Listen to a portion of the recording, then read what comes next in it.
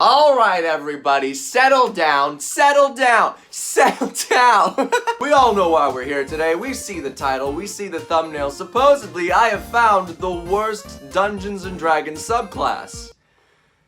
And I have. The thing is, before I start this video, I feel like I need to make a disclaimer. Because I'm going to pick on someone's favorite subclass, and I know that you're going to be upset at me for doing so. This is me formally apologizing to everyone who likes this subclass.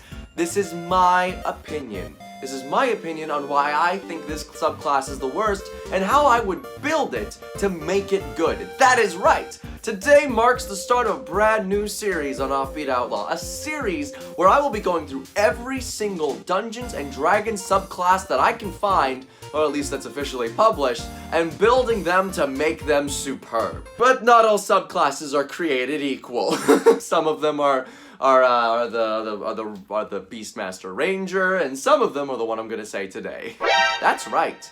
This isn't the Beastmaster Ranger. I think the Beastmaster Ranger is better than the subclass I'm about to say. And I don't think you guys are prepared for it. So strap in, get ready. Here's how I'm gonna make the Frenzy Berserker Barbarian good. Ooh, I can already hear you booing. Shut up! I don't care. I feel like I need to explain why I think the Frenzy Berserker Barbarian is bad, at least in my opinion. You see, the Barbarian is an excellent class. The subclasses that are available to a Barbarian are amazing. The Storm Herald Barbarian, it gets amazing effects that it can spread out all around it, allowing it to be an incredibly potent sort of nerfing, like auto-nerfing character to other enemies. The new subclasses that came out with Tasha's Cauldron of Everything are also excellent. The Beast is amazing. You get a tail, that's a 10-foot weapon. You get claws, it allows you to make a bonus action attack with no extra cost. What else is an amazing subclass with the Barbarian? The Totem Bear Barbarian. Have you ever tried to kill a Totem Bear Barbarian? You can't! I've tried! It takes eons to even whittle down a fraction of that HP because they're so dang bulky! But then we have the Berserker Barbarian, and oh boy, it's tragic to watch. The Berserker Barbarian was my first character. For those who don't know, the Berserker Barbarian's primary thing that it gets is Frenzy, which is an ability that it can activate upon its rage. A Barbarian Rage is, let me get the book, cut this out. This is embarrassing. I'm not even prepared, and I'm talking about shit as if I know anything about it. This is not cool, bro. I'm just kidding. I know you're trying your best. So, the Barbarian Rage is classified as such. On your turn, you can enter a rage as a bonus action. While raging, you gain the following benefits. You have advantage on strength checks and strength saves. When you make a melee weapon attack using strength, you gain a bonus to the damage roll that increases as you gain levels as a barbarian, as shown in the rage damage column of the barbarian table. And you have resistance to bludgeoning, piercing, and slashing damage. An excellent ability, to be sure. You also can't cast any spells while in this state, and it costs a bonus action to enter, and it lasts for 1 minute. Path of the Berserker expands upon this rage. Frenzy. Starting when you choose this path at 3rd level, you can go into a frenzy when you rage. If you do so, for the duration of your rage, you can make a single melee weapon attack as a bonus action on each of your turns after this one. When your rage ends, you suffer 1 level of exhaustion. What?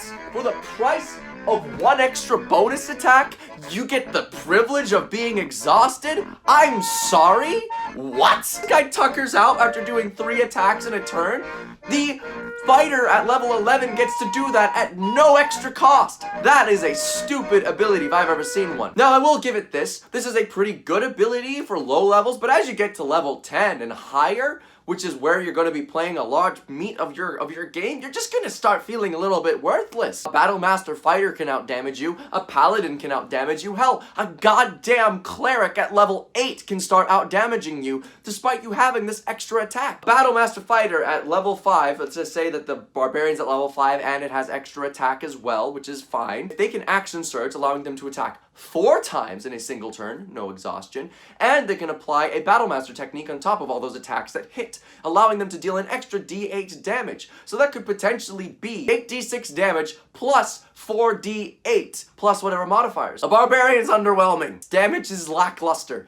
You want your Barbarian to be in the front lines, taking damage and dealing damage. The Frenzy Barbarian's option to deal damage results in them afterwards taking that point of exhaustion. Now let's talk about exhaustion. For those who don't know, if you get too exhausted, you can die. If you take 6 points of exhaustion, you can die. You can't unalive yourself with a Barbarian until level 9, until fucking level 18, but you can still make yourself exhausted. 1 point of exhaustion results in disadvantage on all skill checks. You know, the things that you use to play the game. 2 levels of exhaustion brings down your movement speed. 3 levels of exhaustion, disadvantage on all attack rolls. That is bad. 4 levels of exhaustion, your hit points are now half. 5 levels of exhaustion, you can't move. 6, you die. Why do you have an ability that can kill your own character? That sounds dumb to me. But not all hope is lost for the Frenzy Barbarian.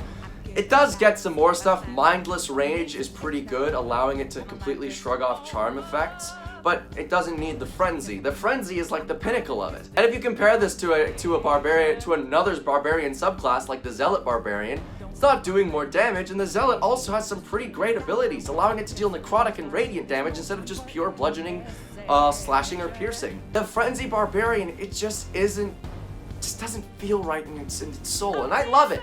I really do, which is why I've made a build that, in my opinion, is the best possible build for a Frenzy Barbarian. Now, I'm going to be getting some backlash on this.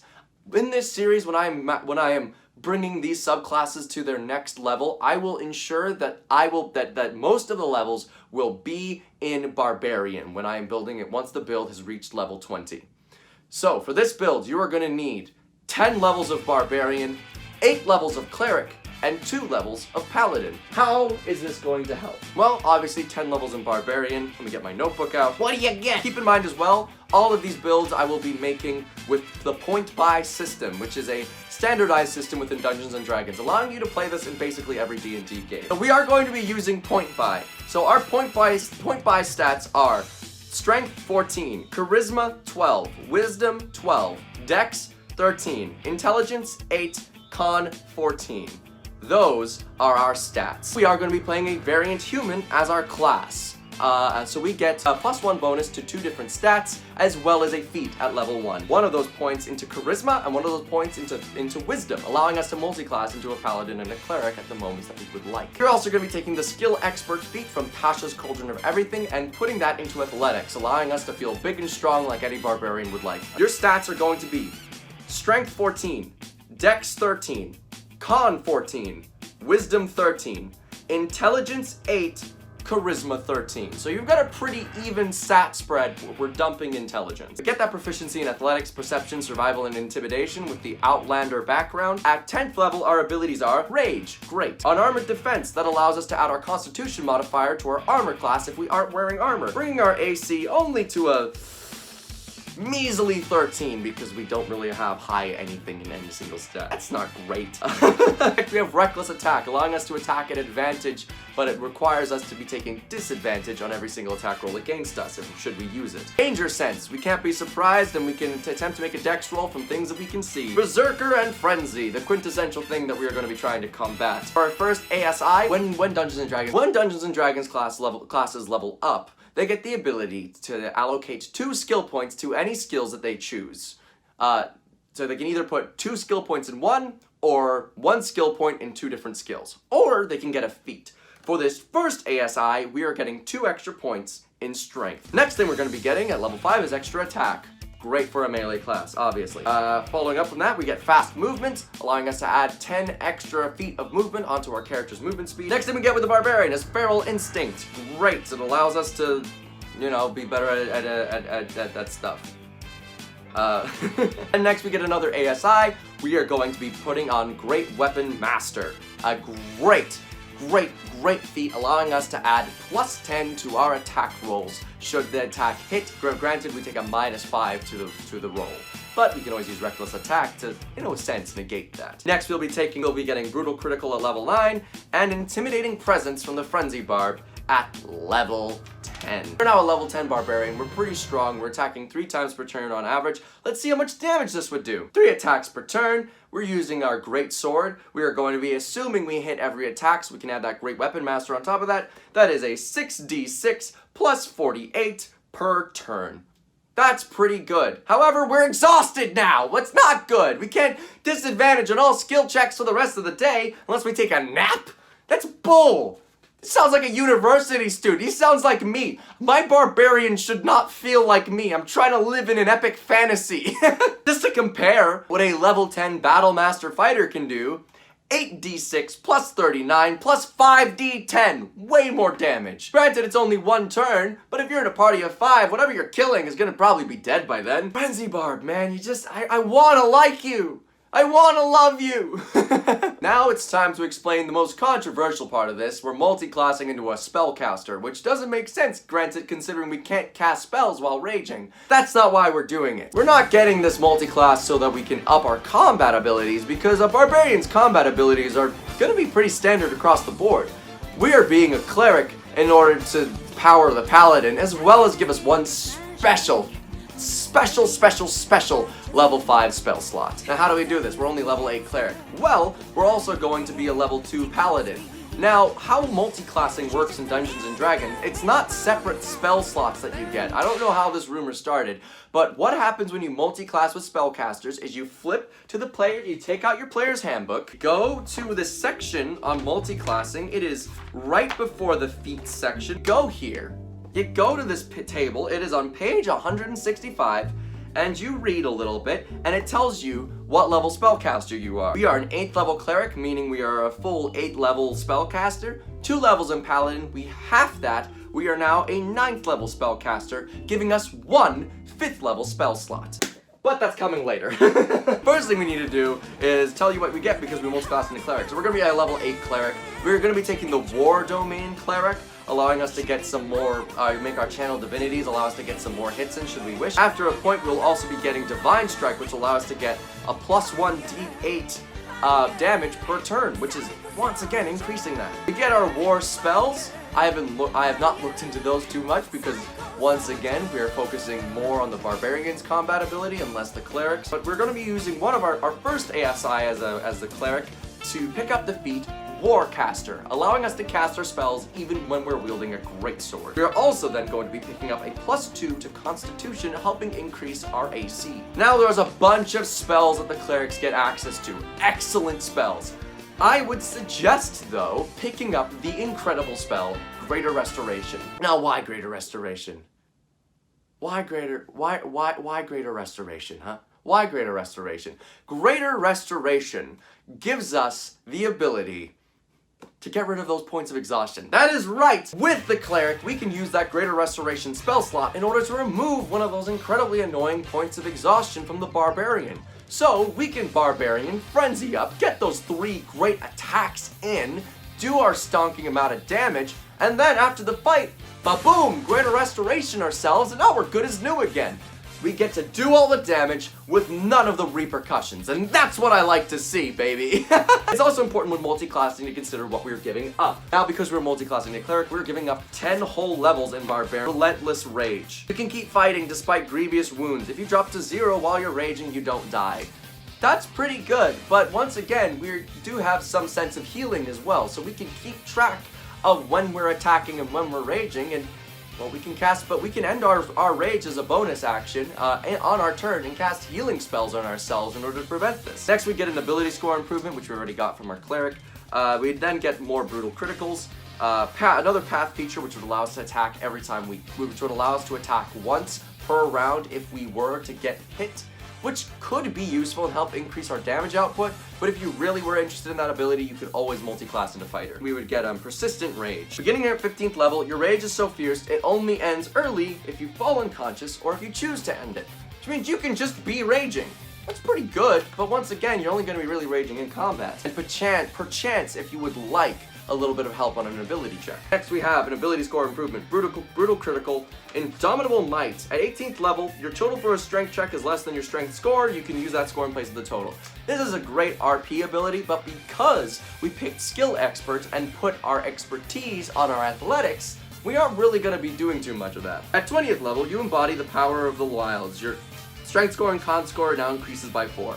That's pretty good, but that's not as amazing as some of the other 20th level abilities. And not as amazing as what we're going to be getting by being a cleric. Next thing, the final thing, the thing that brings this whole build together.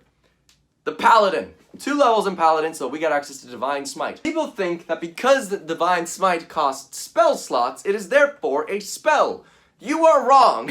Divine Smite is not in the player's handbook spell list. It's not a spell. The Paladin, it does not say it's a spell. The Paladin thing does not say it is a spell. It just costs spell slots.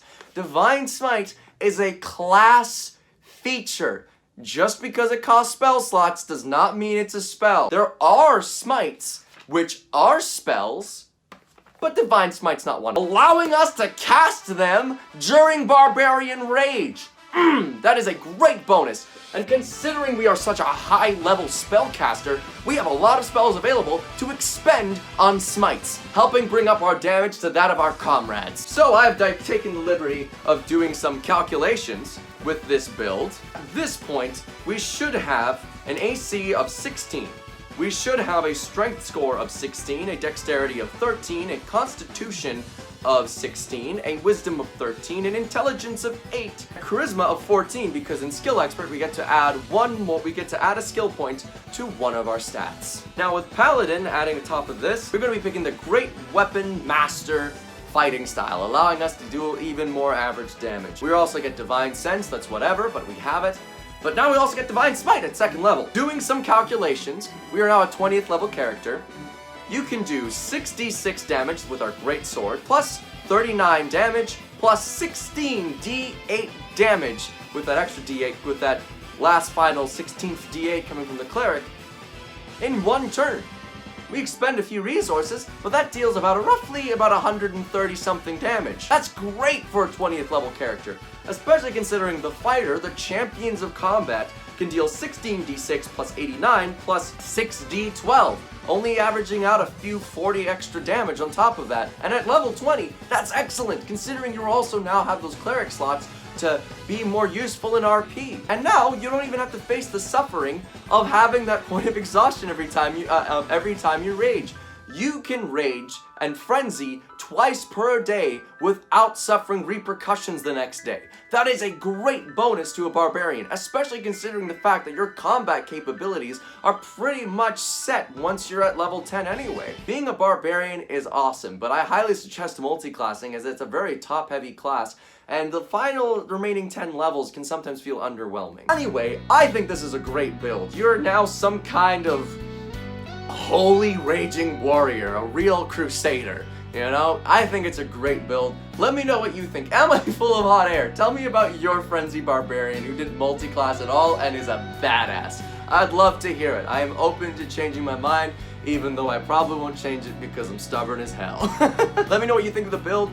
The stat sheet is available on my Patreon right now if you would wish to use this character. If you are going to be playing this character from level 1, I'd suggest taking 6 levels in Barbarian at first, 2 levels in Paladin, and then take 8 whole levels in Cleric, and then the remaining 5 in Barbarian if you're going to be playing this in your game, so you can get lots of Divine Smite. You already have all your combat capabilities from Barbarian. That is all. Thank you guys so much for watching. Please share this with your friends, share this with your D&D group, share this with your Frenzy Barbarian to let them know that I'm coming for them. And please be sure to check back next week on Monday for another variety thing. Will it be the next video in this series? If it does well, sure. If it does bad, I don't know. Who's to say? Anyway, thank you guys so much for watching. I hope you enjoyed the video. Have an amazing day. Get the fuck out of my house.